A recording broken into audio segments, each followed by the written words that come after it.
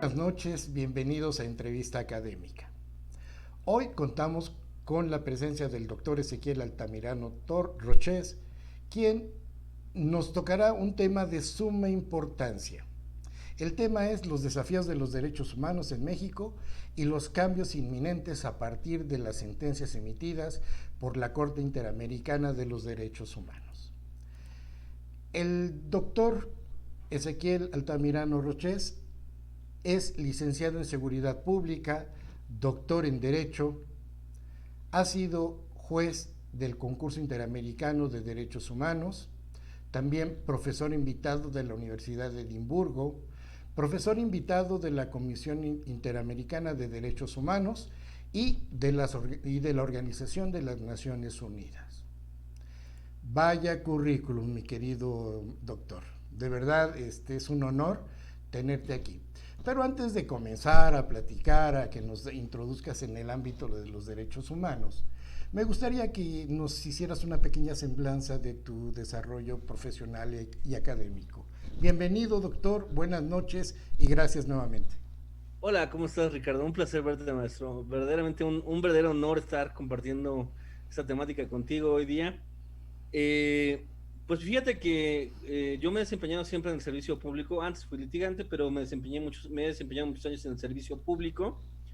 He trabajado para la Fiscalía General de Justicia del Estado de México. He sido profesor de CETEC para la implementación del sistema acusatorio. Y bueno, me he dado también a la docencia en estos últimos años.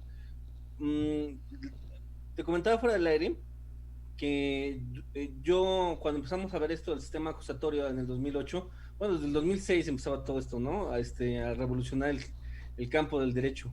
Eh, y empezamos a estudiar el sistema chileno, el sistema americano, nos dimos cuenta de que todo se basaba primordialmente en derechos humanos, en los principios de legalidad, el debido proceso, y finalmente eso nos llevó a querer estudiar derechos humanos. Fíjate que algo muy chistoso que acabo de recordar es que durante aquella época no había donde estudiar derechos humanos en México, nadie te permitía estudiar derechos humanos en México. A pesar de que teníamos la Comisión Nacional de Derechos Humanos, no había un solo curso, había cursos esporádicos en la Ciudad de México, en Sinaloa, tomé un curso, y tuve que preguntar en el Instituto Interamericano de Derechos Humanos en Costa Rica, se me ocurrió de loco hablar, y a partir de ahí empecé a estudiar derechos humanos gracias a Dios, en muchas universidades de Sudamérica, y eso me llevó en algún momento a Washington College a poder ser juez del concurso interamericano. Muy bien, qué bárbaro, pues como lo decía hace un momento, impresionante currículum. Pero déjame, para entrar un poquito al tema. Bien lo mencionabas tú, no había nada de derechos humanos. Bueno, la pregunta es, ¿había derechos humanos? No, por supuesto que no. No, no, no. Mira, la Comisión Nacional de Derechos Humanos surge como una necesidad estatal de buscar cumplir con los tratados internacionales. ¿Estamos de acuerdo? Pero todas las personas que estaban dentro del ámbito de los derechos humanos no tenían un ápice de conocimiento, eran políticos que, perdón por el doctor Carpizo, sin duda es un gran catedrático de la Universidad Nacional Autónoma de México, perdón, y la verdad es que tenía un conocimiento del derecho penal impresionante, era increíble su conocimiento, pero de derechos humanos es muy poco y se aprendió sobre la marcha y ante la cantidad de violaciones que había sobre los delincuentes en ese momento, o sobre los procesados, perdón, mejor dicho. Entonces se abrió un campo en donde solamente se defendió procesados durante todo el tiempo hasta el 2011, hasta que se les ocurrió decir, hay víctimas, entonces hay que ponerle a las víctimas también con este derecho igualitario y equidad entre los derechos de uno y otro. Entonces, finalmente, si hablamos de la balanza, pues no había derechos humanos, era algo inimaginable cuando lo estudiamos, porque lo más que llegamos a ver eran garantías individuales, que en derecho de amparo verdaderamente era casi eras Dios si revocabas un amparo, ¿no? Claro, claro. Mira, déjame hacerte una pregunta porque seguramente nos están viendo muchos estudiantes de derecho o aquellos que están, que no son estudiantes de derecho, pero se dedican también a la parte de los derechos humanos, porque aquí Uh -huh, incluye muchas profesiones. claro. ¿Qué diferencia existe entre garantías individuales, como se manejaba en la Constitución hasta el 2010, y derechos humanos? Bueno, mira, yo siempre lo he considerado como un embudo, ¿no? Y es un embudo muy grandote, ¿no? La cantidad de embudos es de ese tamaño. Los derechos humanos obviamente son los derechos consagrados en la Carta de las Naciones Unidas y cuando se positivizan el derecho sustantivo mexicano se llaman derechos fundamentales. Estos derechos fundamentales obviamente establecen un elemento subjetivo garantista, como lo establece Luigi Ferrajoli, en el sentido de que lo que sientes que te afecta, lo que estableces que piensas que te afecta de acuerdo a esta naturaleza de pensar en esto, entonces lo puedes llevar a la práctica. Mientras que las garantías, que es el embudo, es el cono que llega hasta el final, el hoyito que pasa, es el filtro de todos los derechos humanos. Ah, tengo un principio de legalidad, entonces solamente me voy sobre el principio de legalidad. No puede ser más allá. No, no, la sentencia no afecta más allá de la norma, ¿no? ¿Te acuerdas de este principio Sí. de amparo que nos costaba mucho trabajo entender en la carrera? Porque solamente afecta a una persona, ¿no? Este Ujú. principio que todavía tienden a pensar que tiene que ser usado cuando finalmente si es un elemento de legitimidad, pues obviamente esto no funciona. Si es un principio de colectividad tampoco funciona. Pero pero sin embargo, bueno, pues solamente el conito, la parte de la legalidad, la parte de la garantía, digo, del debido proceso, lo que realmente se afectaba, cuando se puede afectar tantas cosas. ¿Por qué? Porque el derecho humano no, o los derechos fundamentales se ven de forma transversal, no se ven de forma horizontal o vertical como nosotros vemos los bienes jurídicos tutelados. Esto es algo muy importante que deben saber los alumnos. Cuando se ven los bienes jurídicos tutelados, siempre vas a poner por encima de la vida. ¿Estamos de acuerdo? Sí, de Pero si acuerdo. tú ves los derechos de los periodistas, no solamente se vigila la vida, se vigila el acceso a la información, se vigila la protección de los periodistas para poder ejercer su profesión, etcétera, etcétera. Entonces tú tienes que medir a través de esta transversalidad cuál derecho humano se transgrede de mayor valía y los que van consecutivos a este derecho. Entonces, el derecho humano se transgrede en muchos al mismo tiempo. Y esto es importantísimo verlo, ¿no? Ok, eso es desde la parte del punto de vista jurídica Claro. y del desarrollo que ha tenido nuestro país al Uh -huh. reconocerlos a partir del 2010. Bueno, el antecedente histórico pues puede ser hasta la Revolución Francesa, la Carta del Ciudadano, para comenzar. Muy importante es que Sarré, el profesor del ITAM, un profesor del ITAM, se me fue ahorita el nombre, creo que es Miguel Sarré, me parece que es Miguel, no recuerdo el nombre exacto. El profesor Sarré fue el primero que ingresó a México en Aguascalientes este sistema, ¿no? Ok, Uh -huh. perfecto. Oye, doctor, mire, Mi sí, estimado, ¿me das un segundo? sí. Bien, doctor, pues retomando ya en la parte internacional los derechos humanos. Parte del tema es los juicios que actualmente se encuentran en la Corte Interamericana de Derechos Humanos. ¿Qué nos podrías decir de los que se encuentran actualmente referentes al caso concreto de nuestro país, de México? ¿Cuántos juicios hay y cuál es el desarrollo y cuál ha sido actualmente o qué se espera de esos juicios para el sistema jurídico mexicano? Bueno, fíjate que es muy interesante. Hay dos casos que están todavía en reserva, que no se han publicado, que van a pasar a juicio ante la Corte Interamericana de Derechos Humanos si el Estado mexicano no cumple con los lineamientos establecidos. Y uno que está muy interesante es el caso de Igna Ochoa, ¿no? Y Plácido respecto al Estado mexicano, que fue llevado el 2 de octubre del 2019. 3 de octubre del 2019, me acuerdo, fue llevado a juicio. Y sin lugar a dudas, México está cada vez más y más y más metido en los casos de la Corte Interamericana, desafortunadamente para la nación, porque tenemos muchísimos casos todavía de desapariciones forzadas. No hemos aprendido el caso Rosendo Radilla, no aprendimos del caso realmente. Tenemos el caso de los 43, ¿no? Que seguramente va a llegar a juicio en algún momento determinado. Ese ni lo dudes ni un segundo. Tuvimos el caso de Sierra Verde contra el Estado mexicano, el caso Atenco, que sin lugar a dudas va a ser un paradigma a nivel internacional porque realmente este caso tiene violencia, estableció una tortura sexual dentro de las detenciones.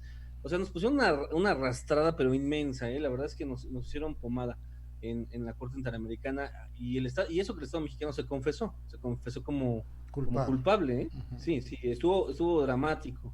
Y otro de los momentos significativamente importantes es que dentro de este caso de Sierra Verde, pues se está estableciendo el uso de la fuerza, la medición del uso de la fuerza dentro de las protestas sociales. Que esto le va a pegar durísimo al Estado mexicano porque tenemos un déficit, pero un hoyo, o sea, literalmente es como si nos empezara a tragar la tierra con respecto a la profesionalización de los policías, con respecto a la homologación de sueldos, conforme a la protección de los derechos en la procuración de justicia. Entonces es algo que finalmente el mexicano vive día con día y que la Comisión Interamericana en una visita en Locuo en el 2015, ¿te acuerdas? En octubre del 2015 Sí. vino, se entrevistó con miles de personas, hizo ver o valer los argumentos de México en relación a cómo funcionaban las leyes y en 20 hojas dijeron que éramos malísimos para el derecho, ¿no? Porque el Estado mexicano desafortunadamente tiene unas leyes hermosas, muy comprometidas con el mundo internacional, pero que no se cumplían en un ápice, ¿no? Eso literalmente así está, ¿no? En las Eh, últimas 20 hojas es lo que dice. Déjame hacerte una pregunta, pero, ok, siempre hemos dicho que las leyes mexicanas están completas, que tenemos una gama de leyes para todo, Ajá. que al final de cuentas es la aplicación. Pero entonces, si tú me dices que tenemos buenas leyes, estaríamos hablando del Poder Judicial, que donde no se está aplicando. No, yo creo que es todo el sistema. Fíjate que yo creo que es todo el sistema. El Poder Judicial, pues es el último filtro, finalmente, ¿no? Pero tú sabes mejor que nadie que cuando una víctima llega a un juicio es un viacrucis. O sea, realmente ya pasó las 10 y las buenas. ¿Estás de acuerdo conmigo? Sí, claro, O sea, y aparte se victimiza en varias sí, ocasiones. en varias ocasiones, ¿no? Hay victimizaciones secundarias e institucionales de muchas formas, ¿eh? Muchísimas. ¿Por qué? Porque primero cuando llega el policía no tiene un entrenamiento, realmente no es un primer respondiente como lo debería de ser, no se empieza la investigación desde ese principio instante, se llama al fiscal en ese sentido. El fiscal pues está comiendo, está buscando qué hacer, está haciendo otro tipo de cosas. Y no es mal, y de verdad no es malo que hablemos mal de las instituciones, porque realmente las instituciones, el problema que tienen por lo menos en los estados y en los municipios, es que son súper mal pagadas. Por lo menos en el Estado de México es de lo peor que puede existir en cuanto a sueldos, ¿no? La verdad, y esa es una realidad que tenemos en todo el Estado de México. ¿Hay municipios que se salvan? Sí, tenemos la idea de que hay municipios que se salvan, efectivamente, pero los recursos que se deberían destinar en lugares como el Estado de México no llegan. Entonces, si un policía gana 4,000 pesos quincenales, un policía raso gana 4,000 pesos quincenales, pues ¿qué esperas de atención que le va a dar a una víctima de un delito? Si un ministerio público gana 8,000 pesos quincenales, ¿qué atención le va a dar a una víctima? Entonces, esto consecutivamente es una serie de eslabones en donde el servicio profesional de carrera nunca ha llegado en muchos de los estados de la República Mexicana, y esto también es derechos humanos, porque también los servidores públicos tienen violaciones a sus derechos humanos que nadie les ve, nadie las toca, nadie les importa, y a final de cuentas siguen victimizando estos y reactivizando a los otros, ¿no? ¿Estás Claro, de acuerdo claro. conmigo? Sí, sí. Ahora, bueno, tocas muchos temas. Realmente Es que es larguísimo esto, ¿no? estaríamos hablando de la estructura del Estado y de su organización. Totalmente. Pero aquí yo también Uh veo otra oportunidad. Fíjate. Hablando -huh. de las cuestiones universitarias. Salimos los abogados de las universidades con una formación ética, hacemos un juramento al final de cuentas. Uh -huh. ¿Y qué pasa cuando entramos al sistema? Te Seguimos, corrompes. te corrompes, sigue siendo parte del sistema y entonces ahí generas una violación de derechos humanos y no sé si sea por la falta de preparación o por la falta de materias éticas dentro de la escuela.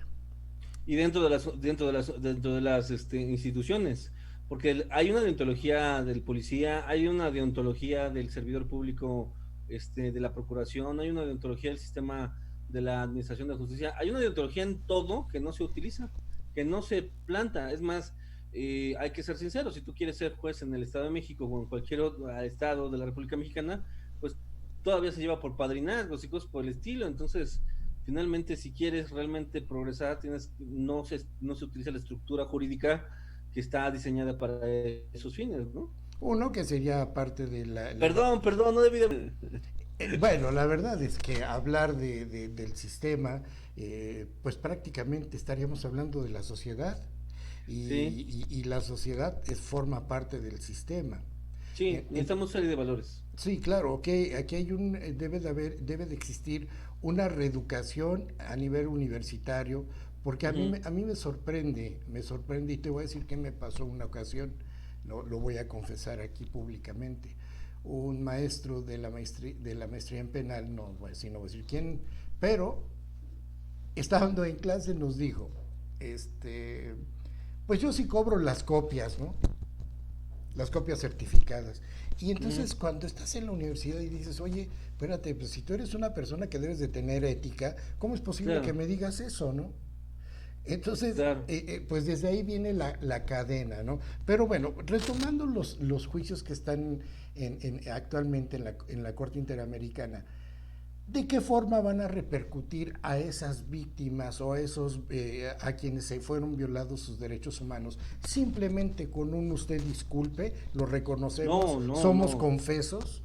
No, no, no. Obviamente esta es parte sustantiva de el cambio de las leyes, el cambio de la estructura, el cambio, la reparación del daño, que es importantísima, el proyecto de vida del cual el caso Tamayo contra el Perú fue muy reiterativa en que si le afectas la proyección de vida a una persona, pues tienes que reparársela.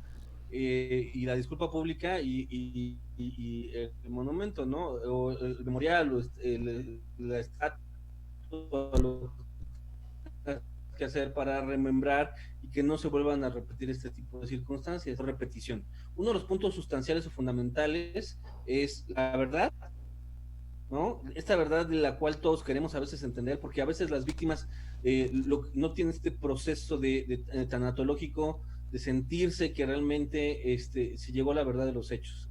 Ese es el primer punto. Después, el punto de justicia, que es indispensable para cualquier sistema u orden jurídico, y los ejercicios de no repetición, porque de nada sirve que te digan usted, disculpe, como tú bien lo dices, si se vuelven a seguir cometiendo las mismas tonterías. Pero el Estado mexicano no ha aprendido, desafortunadamente, esto, ¿no?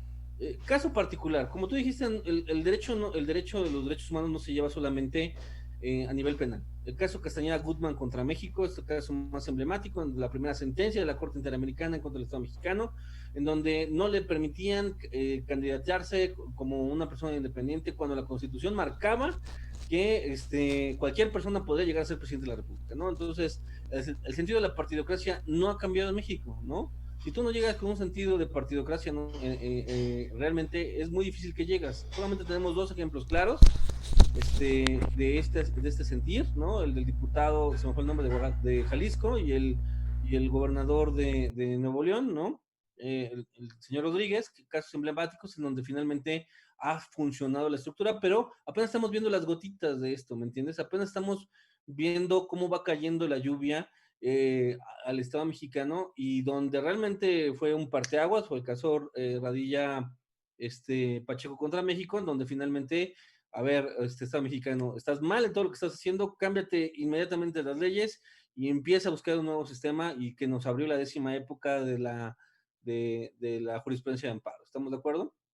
Esto Sí, es lo que ha repercutido, pero el sistema policial que te digo de este caso de Sierra Verde es un caso emblemático porque no solamente va a repercutir a México, recordemos que las sentencias de la Corte son de aplicación y son de ejecución en el país, pero de aplicancia general a todos los países que se someten a la jurisdicción de la de Corte. la corte. Entonces, como jurisprudencia, entonces, a partir de esta instancia, debemos de ver que este caso de verdad, eh, va a hacer que todas las policías tengan que cambiar su sistema de estructura para la contención la contención de emergencias, la contención de luchas sociales. Es decir, tenemos que aprender que las personas las tienen que tratar como personas, ¿no? Tenemos 20 videos o 30 videos de los casos que pasan en las manifestaciones y cómo son golpeados tanto unos como otros. Tenemos de vivir en un clima de sensibilidad y tranquilidad. Debemos hacer las cosas de una manera pacífica, ¿no? Y eso Bueno, es lo que busca esta sentencia. sí, claro, eso sería lo ideal. A mí me gustaría retomar algo. En la sentencia que emita la Corte Interamericana de Derechos Humanos, trae aparejado la reparación del daño, porque en México es un juicio civil, la reparación del Claro, daño. Claro. Entonces, la víctima vuelve a iniciar otro juicio en México por una reparación del daño. ¿Cómo vienen esas sentencias? ¿Hay que seguir invirtiendo? ¿Hay que seguir otro proceso que va a durar 1 o 2 años? Bueno, es que esto no tendría que ser así. El mismo Estado mexicano tendría que ser ante la Corte establecer esta garantía económica sobre la reparación del daño, pero los estados se hacen tontos en muchos sentidos y entonces pasa como sobre todo lo has visto en arbitraje internacional, que llegas con tu laudo y lo metes con el juez federal y en este caso se tiene que tener una pareja de ejecución. Sin embargo, yo creo que esta estructura de la reparación del daño tiene que cambiar un poco. Yo creo que sí tiene que cambiar un poco para que las víctimas tengan la seguridad en el momento en que se les aplica esta sentencia, que se les haga válido esta reparación del daño. Me parece que también está ahí como en el limbo este tipo de cuestiones. Sí, sí tienes razón, pero a final de cuentas, como parte de esta sentencia, pues hay acercamientos entre las partes y finalmente el Estado pues expide un cheque, ¿no? Claro, sí, y entiendo que la reparación del daño viene a partir del reconocimiento de una violación a los derechos humanos. Y es Sí, parte de la ejecución de la sentencia, porque hay una audiencia de ejecución de sentencia, en donde le dicen, Estado mexicano, ¿ya cumpliste con esto? ¿Qué pasó con la reparación del daño con la víctima? En realidad no tendría la víctima que ir a ningún lado. La víctima, pues obviamente es víctima. La víctima solamente llegan, señor, usted disculpe, aquí está su cheque y ahí nos vemos. Eso es lo que tendría que pasar. y es No más, tenemos que preocuparnos por nada más. no tendría que contratar ni a un asesor jurídico, ¿no? Exacto, exacto. En un juicio penal. A mí, pues para eso está el Ministerio Público sentado junto a la víctima para velar sobre los intereses de la víctima. Sí, regularmente esto lo hacen las comisiones estatales, o la deben ser las comisiones ejecutivas estatales de atención a las víctimas, porque ellos tienen un presupuesto asignado para tales efectos, ¿no? Para reparar a las víctimas. Sí, Cosa muy interesante que pocas veces se trata, a nivel nacional, estas reparaciones del daño de la Comisión de Víctimas. ok. Aparte de la reparación del daño cuantificado en dinero,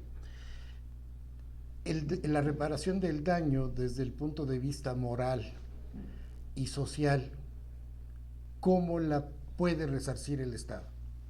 Bueno, desde el punto de vista la reparación material, fíjate que la Corte en el amparo 33-2014, muy famoso amparo, ¿no? Estudiado, estableció tres parámetros para la reparación del daño que no necesitas hacerlo efectivo en la Corte Interamericana, pero que es muy interesante.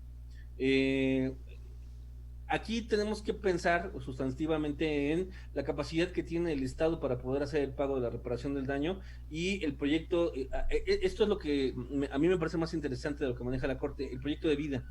Imagínate que te dejen 10 años en la cárcel, ¿no?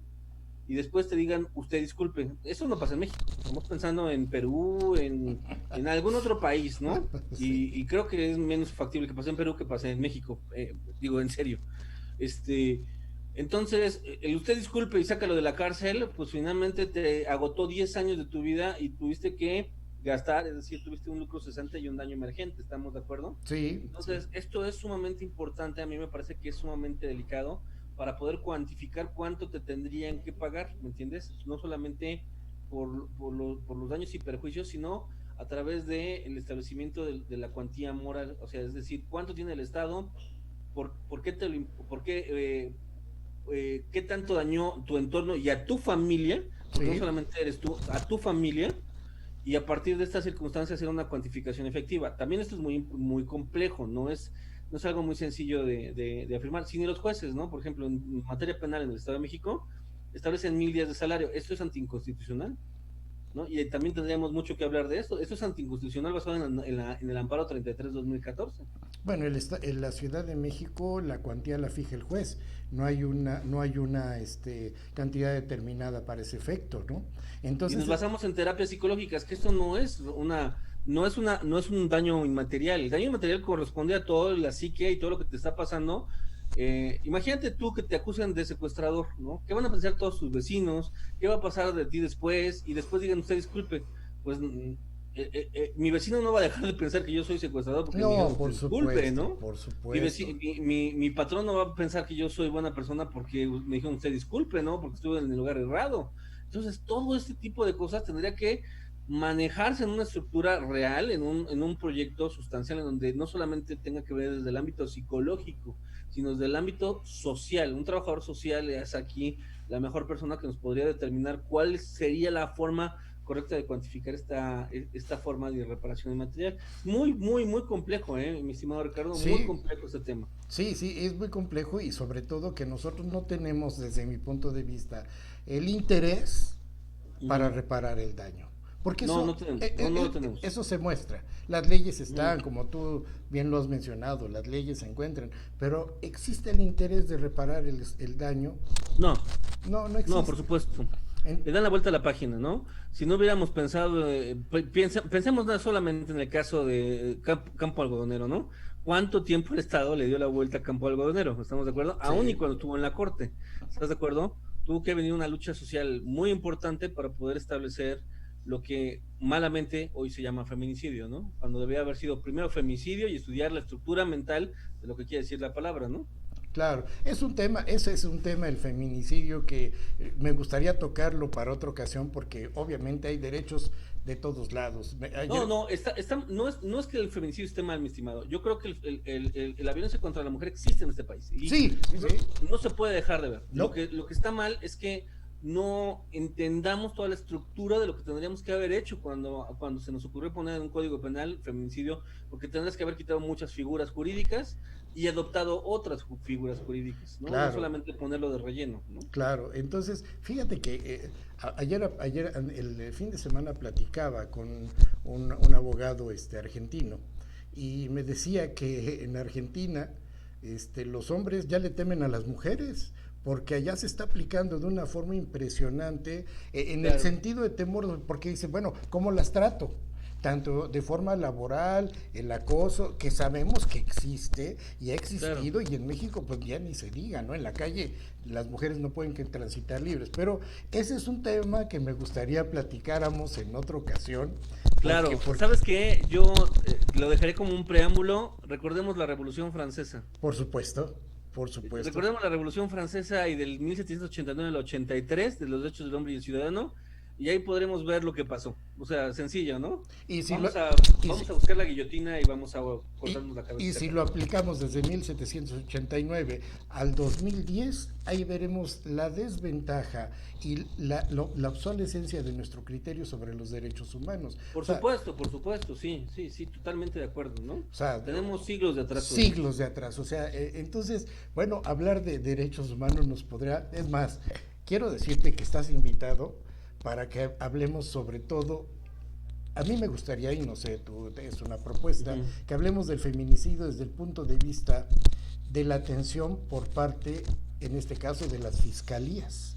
¿Cómo se Uy, es un tema atiende? muy complejo, mi estimado. Voy a pisar muchos callos si hablo de eso, ¿no? Pero bueno, vamos a decirnos cuál es el A, tratamiento que a se ver le si no está termina dando. en otro lugar del Estado de México por No, eso. no, no, bueno, bueno, bueno.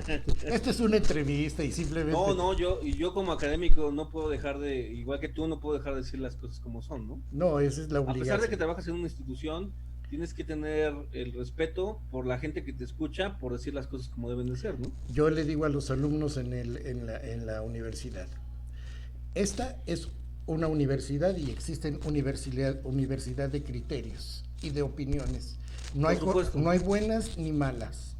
Son Ujú. opiniones y de ahí es donde surgen las ideas. Claro. Maestro, yo sé que estás muy ocupado, que nos concediste un espacio, que el cual de verdad agradezco. Siempre es gratificante hablar contigo, conocer de ti, saber de ti, sobre todo saber que tenemos gente preparada dentro de las instituciones gubernamentales. Muchas gracias. Eso al menos nos da un respiro, que sabemos que hay gente que está tratando de hacer las cosas bien y que hay muchos servidores públicos, seguro como tú, que lo están haciendo bien. Y, Otros, y, y muchos abogados como tú que también lo hacen muy bien afuera, ¿eh? no, no, muchas gracias. Eso es Muchos abogados. Y la verdad es que yo creo que el público que nos ve no sabe que estas pláticas han sido de años en la sala de maestros, ¿no? Han sido años, años y años y que finalmente, pues tú tuviste la visión, ¿no? De invitarnos para que esto fuera, algo que hacemos todos los días, ¿no? En la sala de claro. maestros, ¿no? Es algo que hacemos todos los días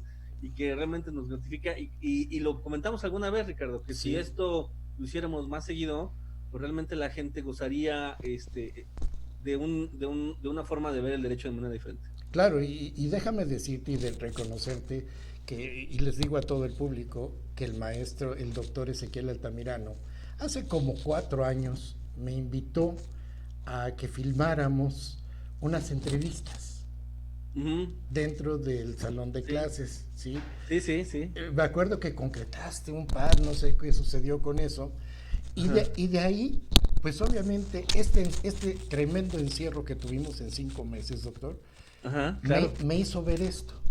Sí, sí, Entonces, estando encerrado, pues había que hablar con alguien, tenemos que comunicarnos con alguien, ¿no? por Porque pues, supuesto. vamos, aquí estamos dentro de 4 paredes y la familia, es muy bonito todo eso, pero nosotros veníamos de estar en la jungla de asfalto, conviviendo con mucha gente, y de repente nos encerramos y dije, no, tenemos que platicar. Y tenemos que exponer a la gente porque seguramente esto le va a llegar no solo a personas que están estudiando derecho, que la verdad es que pues, ojalá que tengan esta oportunidad de ver esta entrevista porque los va a ilustrar. Doctor Ezequiel Altamirano Roches, te agradezco mucho tu participación. ¿Algún comentario final, estimado doctor? No, muchas gracias, todo excelente. Muchas gracias por todo el apoyo y gracias por esta entrevista. Al contrario, pues esa fue la entrevista académica con el doctor Ezequiel Altamirano Roches. Entrevista académica, les agradece mucho su participación y esperamos algunos comentarios por parte de ustedes al correo entrevistaacadémica@gmail.com. Los esperamos para la siguiente entrevista. Muchas gracias y buenas noches. Buenas noches.